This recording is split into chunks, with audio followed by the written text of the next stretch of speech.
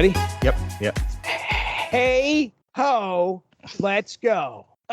Oh my goodness. Jesse is a punk rocker. Jesse is a punk rocker. My goodness. I'm Jesse Starcher. That's Mark Radulich. We're about to get into Archie Meets the Ramones. And Archie has met a lot of people. And yeah, we're about to get into Archie Meets the Ramones. And this was essentially this happened because we saw Matthew Rosenberg after reading Hawkeye Freefall. We said, Matthew Rosenberg did something special here. What else has he done? Holy crap, he's done Archie Meets the Ramones. Now, this is the third in our trilogy of our crossovers that we're doing here. We're usually getting into the history of each of the participants in this crossover. I want to start with the not so obvious one, Archie Comics. Mark Radulich, what's your history with Archie? Absolutely none. I did not read a single Archie book.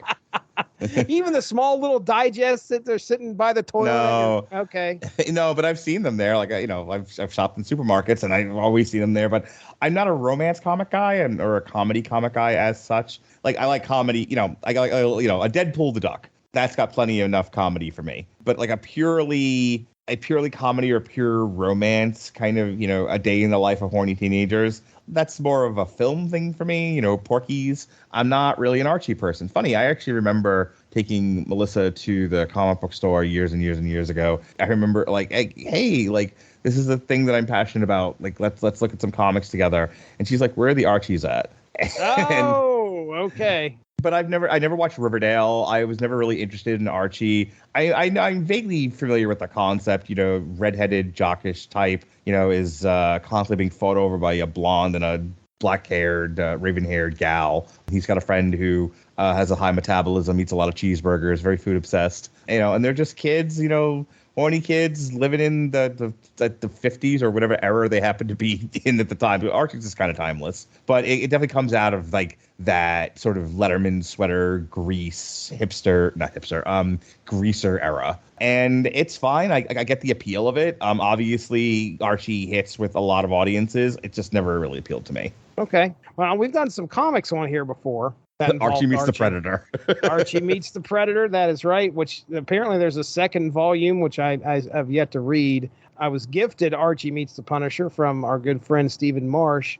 And, of course, Sabrina Spellman. Some of the Sabrina comics spun out of the Archie universe. And I know you've talked some Sabrina before. I was going to say, Alexis and I, back when you were Essential, we did the Chilling Adventures of Sabrina books. Yep. We also did, I want to say, Harley and Poison Ivy meet Betty and Veronica. So did you ever do like the Dark Jughead books? The Dark Jughead. Are you talking about? Whatever. Where like Jughead's like a horror monster. Yeah. It's Afterlife with Archie. Yeah, I believe is what you're talking about. Where it's like kind of like a zombie themed deal. Yeah. I wanted to so bad. We'd been talking about that a while back, and I mean when I say a while back, I'm talking about when Ronnie and I were doing the show before you came along. I'm right there in the same boat with you. It wasn't until recently when I started doing the podcast that I have any interest in doing anything related to Archie. Yeah. Because it was just juvenile. In 93, I'm trying to find the issue of Supreme where he essentially rips out the stomach of one of the other teams of the Image universe. I'm not looking for Archie having trouble with who he's going to date today. Right. It was just not what I was looking for. So, all right, then here is some real life characters that I know you have probably a lot more experience listening to. I've seen the Ramones, man. I saw them. I saw the Ramones play at Malibu Beach Club in Long Island. I never saw them play at CBGB's, though I've been to CBGB's. It is the size of my child's bedroom. That's one of the clubs, isn't it, that's in this book? Yeah. Okay. Yeah, very famously, the Ramones played at CBGB's, and CBGB's was sort of made famous by the Ramones, but also a lot of music of that era. I saw the Ramones play live around the time that they put out like a covers album, and like the big single off of that was their cover of the 60s Spider-Man theme song. Spider-Man does whatever a spider can. That one. But I have been listening to the Ramones probably since I got into rock and roll. Like, I am wildly familiar with their catalog, Blitzkrieg Bop, Rockaway Beach. That's why at some point in the book, they give them like a to-do list. Like, do these things and you'll be a great band. And it's like, Hitch a Ride to Rockaway Beach. I'm like, that's a song. There's a whole bunch of them. I date girls that I joke are from Belarus, where there is no culture. Because I have to I had to explain so much. One girl grew up in a very religious household, and Metallica was the devil's music. I learned that on Sunday. Another one, it's just she grew up just that's not part of the rock and roll culture, and stuff I take for granted, like that I think is woven into the fabric of American culture. For some people, it's not, and they're not familiar with it. So when you say punk now, people think like Green Day, and it's like, oof. They think Blink-182, and I want to go falling down on people and just start shooting them. So like, oh my God, you're missing so much. Punk rock starts with the Ramones. If the Ramones more or less invented punk rock music, and then I always say punk rock gets its edge, its soul from the Sex Pistols, but it gets its sound from the Ramones. Punk rock was antithetical to the arena rock that had kind of taken over rock and roll at the time. So you had all these bands, like Iron Maiden doing these huge stage shows. You had this rise from like the 60s and 70s of these giant arena rock bands that ranged from anything like Def Leppard, Foreigner, Journey, all the way to like Ozzy, Iron Maiden, etc. There was a period where everything that was rebel, everything that was counterculture about rock and roll had become mainstream. And so punk is sort of an answer to that. So you have the Ramones, because you have this complicated music that's out there between especially like progressive bands like Yes, bands like that, Steely Dan. You've got just these giant arrangements, Peter Frampton, these giant complex arrangements of music. And the reason why I'm bringing that up is it starts to kind of get away from the roots of rock and roll, going all the way back to rhythm and blues, Elvis, music of the juke joint, the black culture, everything that ran counter to mainstream white society. Rock had become mainstream white society. And so what the Ramones do is say, we're going to go back to playing like one chord. Okay. So all that complicated mess that you've turned this into, you've gotten so far away from what this should be, the music of the rebelling soul, that instead we're going to play like three chords on broken instruments. Like, I think like the Ramones didn't even know how to play their instruments in their first show. Historically. Yeah. It's some crazy story about how like the Ramones were like a shit band to start with. So you go from this very refined presentation of what a rock and roll band should be on a giant stage with props and, look at like a band like Kiss. Not exactly complicated music here, but what a production. And then there's the Ramones. It's four shaggy guys with long hair, and the hair is in their face, and they're playing at the speed of sound. They're 1, 2, 3, go, and they're just, I think like their whole first set was a half an hour. And they played like 1,000 songs. Beautiful. Crazy. And that was it. It was like, so instead of this giant production, the Ramones were just up there going, 1, 2, 3, 4. Sheena is a punk rocker. Sheena is. Okay, 1, 2, 3, 4. Hey, hit the ride to rock away beach. Okay, 1, 2, 3, 4. And it's right into the next song again. And where does moshing come from? It comes from the punk rock movement. It comes from slam dancing. People just kind of dancing, and because you're in a space the size of a small office, people are banging into each other. So like, what always got me about, do you have time for the next 12 hours while I explain the entire history of metal and rock and roll and punk rock? What used to irritate me about like the whole like 90s Seattle sound mosh movement was moshing was slam dancing, and slam dancing was people moving wildly in small spaces and kind of hitting each other, but accidentally with rhythm. That somehow got misinterpreted and turned into giant guys in basketball jerseys with huge muscles and backwards ball caps banging into each other as if they were on the football field. And that's not really moshing. That's what it's become. And at this point, I'm just tired of fighting with people about it. But like, that's not really what it was. And to this day, you'll still see people like me, old heads, just kind of dancing and grooving, and you're banging into people, and you're next to the guy who's like, come on, someone hit me, and like bang his shoulder into somebody and be like, that's not how that goes.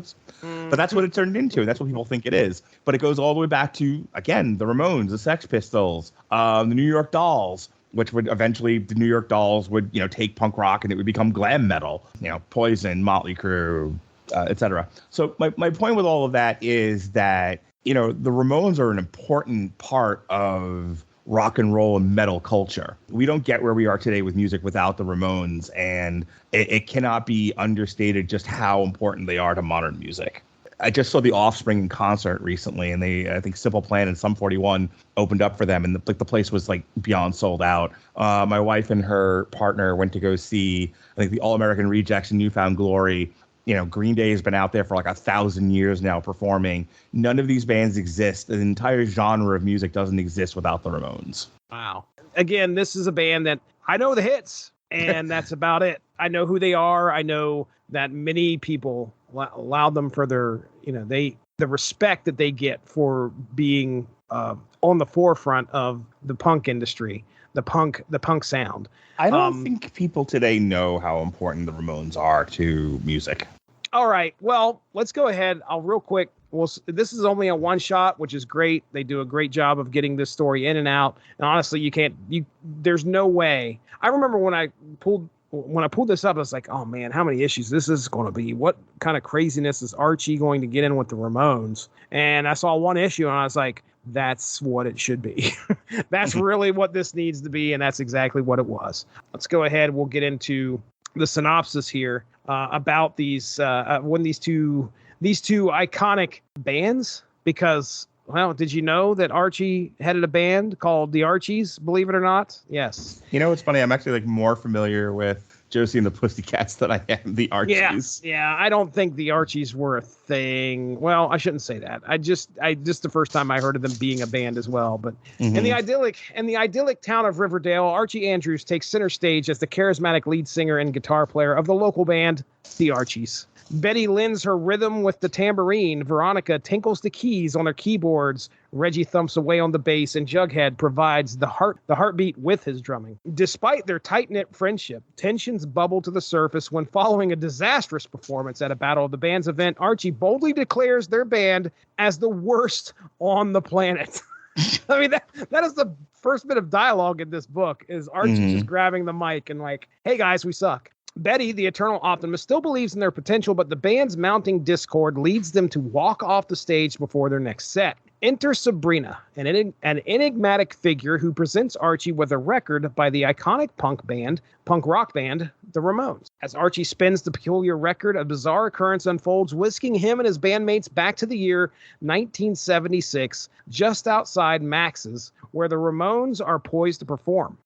These two worlds collide as they introduce themselves as the Archies to the legendary punk rockers. To their astonishment, the Ramones extend an unexpected offer to open for them, as their original opener had bailed. Archie accepts the offer, even though the rest of the band harbors doubts about their musical prowess. Realizing that winning an upcoming Battle of the Bands in 1976 in order to acquire the very record that sent them back to the past is the key to returning them to their own time, Archie concludes that this gig at Max's is their ticket to qualification for the Battle of the Bands. However, as the pivotal performance begins, things quickly spiral out of control and they are swiftly ushered off stage. The Ramones follow with an electrifying set that sends the crowd into a frenzy. Determined to evolve into genuine contenders in the Battle of the Bands, the Archies seek guidance from their punk idols. The Ramones provide a list of eccentric tasks for a young band, including attending rock and roll high school, seeking treasure at a pet cemetery, and hitching a ride to a rockaway beach. The Archies successfully complete these missions,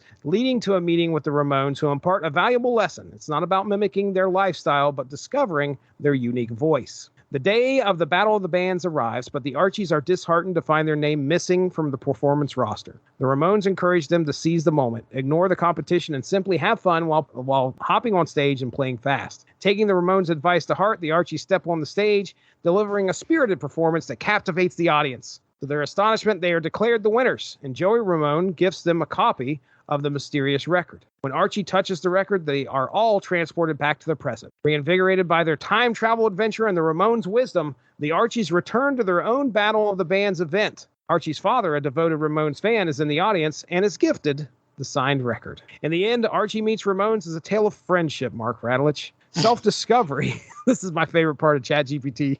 Self-discovery and the transformative, and I think you'll agree with this, the transformative power of music, highlighting how a chance encounter with legendary musicians can change the course of a young band's journey, all the while striving to win the battle of the bands that will secure the record they need to return to their own time. So, a very fun story there.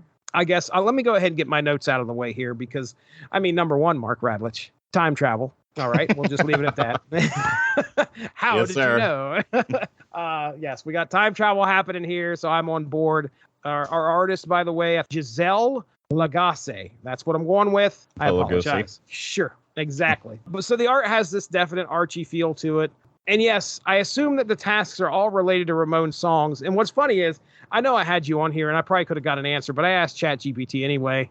I was like, are there a relationship to these songs and actual songs, or these tasks and actual songs? And of course, the one that I was confused on, because I know about Rockaway Beach. I know about Rock and Roll High School. But I was like, Pet Sematary, what the hell is that? And it turns out that in the film Pet Sematary, apparently they were brought in or put on the album to do a song called Pet Sematary. So there is, I did not know that. I learned something new. I love the touch at the end. Well, I should say in the middle, because at the end it kind of pays off, where his dad, Archie's dad, is like, man, you know, I almost saw the Ramones at one time, and I was going to get my record signed, but I couldn't get it signed, or he lost the record or something like that. And at the end, Archie gives him that record that they won at the 1976 Battle of the Bands, which was signed by the band, which was pretty cool. Also, by the way, one of the fun parts about this book is how the Ramones cannot seem to get Archie's band name correctly. And I have been known to have been called Starchy plenty of times in the past. Yes, so every time they called them the Starchies, that was me. I was a Starchy. Mr. Weatherby back in 1976 giving the band a hard time on stage was pretty funny. And it's neat to watch as they do that fetch list, those three things that the band, the Ramones, told them to do, that by the end of it, when they're all said and done, they kind of look like punk rockers. They got the jackets on, their hair's all messed up from suntan lotion. Put that in quotes.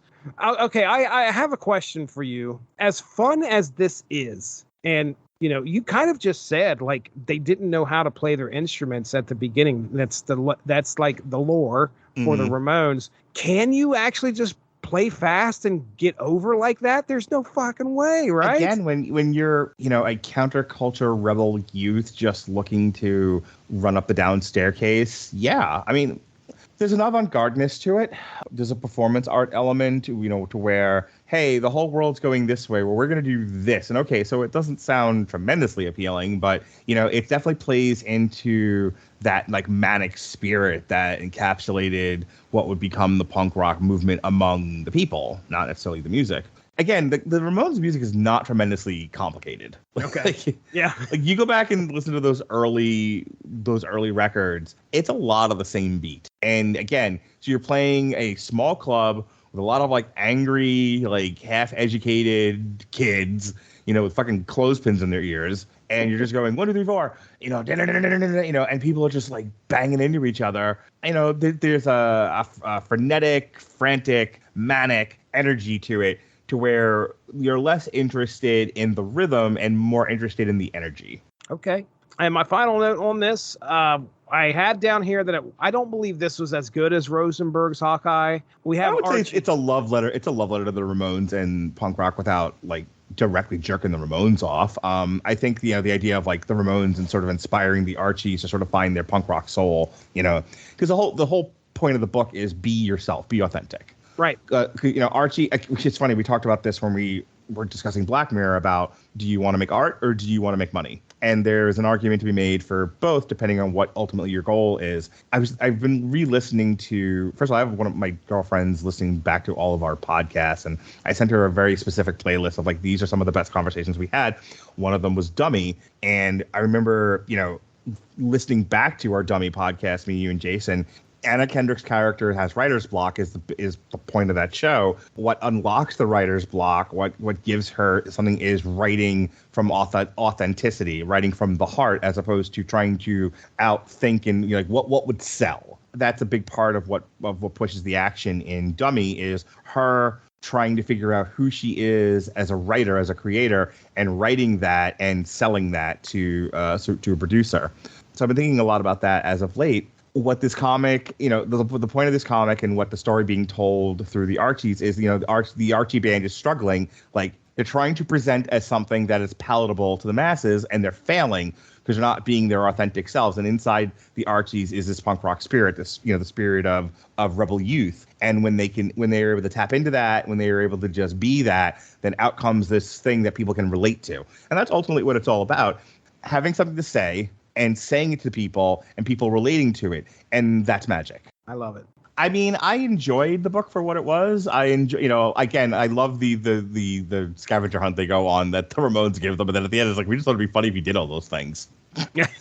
It's not like tremendously complicated. Like I said, it's a love letter to punk rock and the Ramones and the spirit of being true to oneself. I think it's great. I don't really don't care about the Archie characters as such, but when I stopped thinking about them as Archie characters and just characters struggling to figure out what their sound is and be a band and, be their authentic selves, I was like, this is a much more enjoyable experience. I wish the Ramones were in it a little bit more. This is definitely an Archie book, and the Ramones sort of, and it's like a Scooby-Doo thing where it's just like, and featuring the Ramones, and like they're not in it that much. When you're doing these crossovers, one of the things you want to do is usually get the characters right. We just kind of talked about with Elvira and Vincent Price. You got to try and shoot for, okay, I'm going to get this character and what this character would do in this situation correctly. I mean, I don't know much about the Ramones outside of their band. Do you know much about the Ramones outside of their band? Like what? Like, what do you want to know? As in, like, okay, do they have, what are their personalities like? Do they have distinct personalities? Does each member have a personality?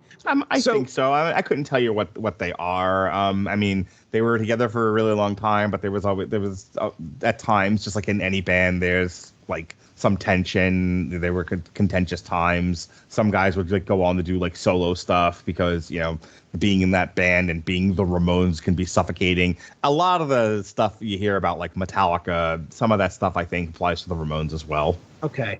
All right. So that's where I was like, well, they may not have a whole lot to go on here with putting them in the book. And I understand that. Maybe they could have embellished a little bit, maybe used the Ramones to do a couple other things in here.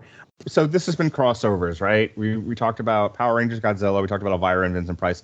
The Elvira and Vincent Price is probably like the best example of using both characters in a crossover equally. They're both on an adventure. They're complementing each other. We talked about like being like a buddy cop thing, as opposed to this where it just feels like an Archie comic guest starring the Ramones. Right. Where I would have liked a more of an integrated, story where the Ramones and the Archies are working together in concert. Or even like Power Rangers Godzilla, where they're like, I would have preferred almost like the Archies are like doing battle with the Ramones, like they're like, they're trying to unseat the Ramones. Instead, this, like I said, and our very special guest, Joey Ramone. Like okay, sure. Reminds me of like that Married to Children episode where Scott Ian from Anthrax showed up. Yeah. I could see your argument there, maybe getting them in there and getting them more involved with it. But yeah, I mean, what we got here, I think is perfect. I think, just like you said, this is Archie. You and I both aren't, completely gaga over Archie comics. There were the bits, though. Jughead took off running and was thinking about spending his 2023 money or whatever he had in 1976 to buy a bunch of hamburgers. So we got that bit in there. We got Betty and Veronica who just want to go lay on the beach and get a tan, and they believe that's the best part of the time travel adventure. Archie trying to lead him, and Reggie, who I don't know much about Reggie when it comes to Archie. I didn't know who that character was. He's definitely a character that's been around for quite a while, or I should say he's definitely one of the mainstays of Archie comics. But yeah, I didn't know much about him either. But for a one-shot comic, yeah, it was fine. It was fine the way it was. Yes, sir. All right, man. Let's go ahead and get on out of here. What do you got for plugs, bro? All right. Check out our landing page for all of our podcasts, w2mnet.com. We are W2Mnet on YouTube, W2Mnet on Twitch. We are the Rattledge and Broadcasting Network. If you're subscribed to our actual traditional audio, we are, don't try to look for W2Mnet. You will not find us. But if you're going through Spotify or iTunes, every single one of our podcasts, whether it's Talk the Keki, Rattledge and Broadcasting, Video Games to the Max, source material for that matter, has its own separate audio feed. So please, if you're listening to this by accident and you're not subscribed, please subscribe both to the Source Material Podcast and Rattledge and Broadcasting Network. If you want to check out you see our like bright shining faces and, watch YouTube, we are W2Mnet on YouTube. And I am at Mark Radulich on TikTok. I take the best or the first 10 minutes of any one show that I do, and I put it up on TikTok along with naked karaoke, TikToks of my kids and I goofing around doing non-consensual karaoke. You know what non-consensual karaoke is? When I sing in my child's face and they're like, I didn't ask for this. Father, they call me father. They say, please stop. And I say, no, it's non-consensual. It's the occasional duet that I do with an old black guy or a hot girl, like you do on TikTok. Nice. I don't know if anyone uses X anymore or, what used to be called Twitter, but I am at Mark Radulich on Twitter. But I'm mostly pushing my TikTok these days, Jesse. The whole, podcast thing is passé. I am all about creating TikTok content. So I talk for an hour to 2 hours to find the best 10 minutes, and that's all anyone cares about. That's beautiful. Beautiful. I love it. This completes our trilogy here of the crossovers. Now we got to figure out what our next theme is going to be if we have a theme. Oh, I got you, buddy. You do? What did you? Did you I've already figured. Yeah, I've already figured this out. He's yeah. The next 3 books with Jesse are November 21st, and we've got Klaus, How Santa Claus Began, because we have to do our Christmas book. Not All Robots by Mark Russell, and Swamp Thing, Protector of the Green. Love it. There's not a single theme in this. Not a one. It's shit I wanted to talk about and one Christmas comic. Yeah, you had Christmas and then the Green. And what was the other one? Not All Robots by Mark Russell, because you and I talked about doing another Mark Russell book. Yes, we did. Because you and I are the few people on Earth who can talk about Mark Russell and not get into a fist fight. It's that's true.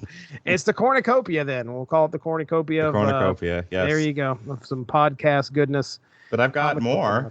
I got another one for you. I got in January. Got Gordon of Gotham, Batman, Gordon of Gotham 1-4, Batman GCPD 1-4, and Batman Gordon's Law 1-4. Psst, it's a book I got from Ollie's. It combines all 3. All right, that's it. That's Mark Radulich over there. I am Jesse Starcher. We'll talk to you soon. Thanks for joining us. Have a good one. Bye-bye. Thanks for joining us. All of this would not be possible without W2Mnet.com, so make sure to seek them out for more podcasts. If you enjoyed what you heard today, please feel free to share, and we look forward to entertaining you again soon.